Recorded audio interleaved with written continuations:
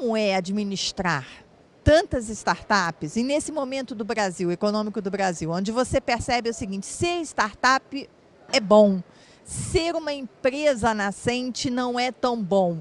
Como garantir que essas empresas que saem dessa definição de startup não morram tão logo como a gente tem essas estatísticas de mortalidade no mercado?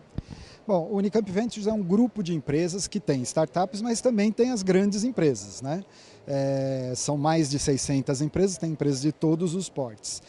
Isso ajuda as startups a crescerem, porque a gente tem um sistema de mentorias.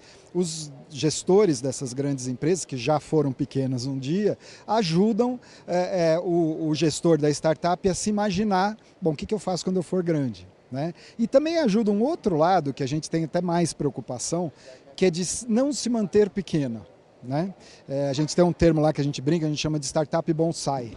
Né, que a gente encontra ela é bonitinha e pequenininha. Daqui 2 anos ela continua bonitinha e pequenininha. Quer dizer, ela não cresce, ela não desenvolve, ela não vira uma empresa.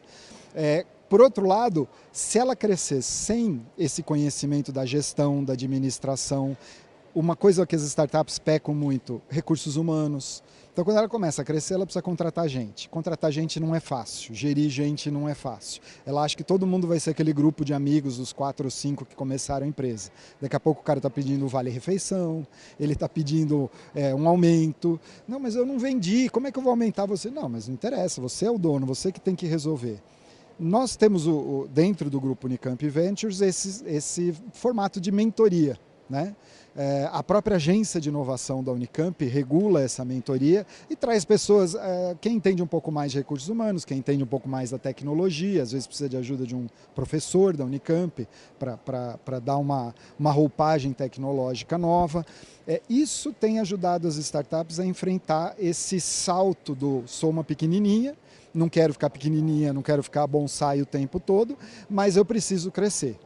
A outra coisa que a gente faz também bastante é a consolidação de mercados. Como a gente tem o grupo de investidores, a IVP, que é a empresa de investimentos, a gente procura, quando a gente vê que a startup vai ter esse problema, a gente procura co-investir. Então procura um outro grupo de investimentos daqui de São Paulo ou de outras regiões do país e co-investe, focando em recursos não só para tecnologia, mas em recursos para gestão, para administração, para marketing, para ajudar ela a dar esse salto, que é, sem dúvida, a coisa mais complicada para qualquer empresa, é crescer, né? Você coloca que 1/3 das empresas, né, associadas à Unicamp Ventures, 200 empresas são de TI. O que elas estão fazendo? O que elas têm de inovador? Olha, todas as áreas, viu? É até difícil. Como a TI é uma área que permeia tudo, tem empresa de TI na área financeira, tem empresas atuando fortemente com blockchain, né?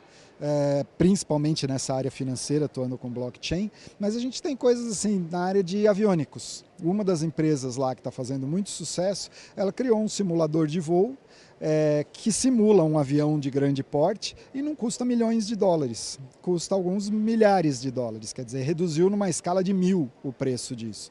Isso tem feito um sucesso enorme, porque ela trocou um monte de hardware por software. Né? A coisa tem a sensação de realidade com software, usando o quê? Realidade virtual e essas outras tecnologias que há 20 anos atrás não existiam, era necessário ficar chacoalhando uma cabine enorme para fazer uma simulação de voo. Tem uma empresa que se chama Portal Telemedicina, uma empresa bastante interessante. O grande problema de você fazer uma anamnese médica não é tirar os dados para um eletrocardiograma, é ter um médico que leia aqueles dados, interprete e dê um laudo.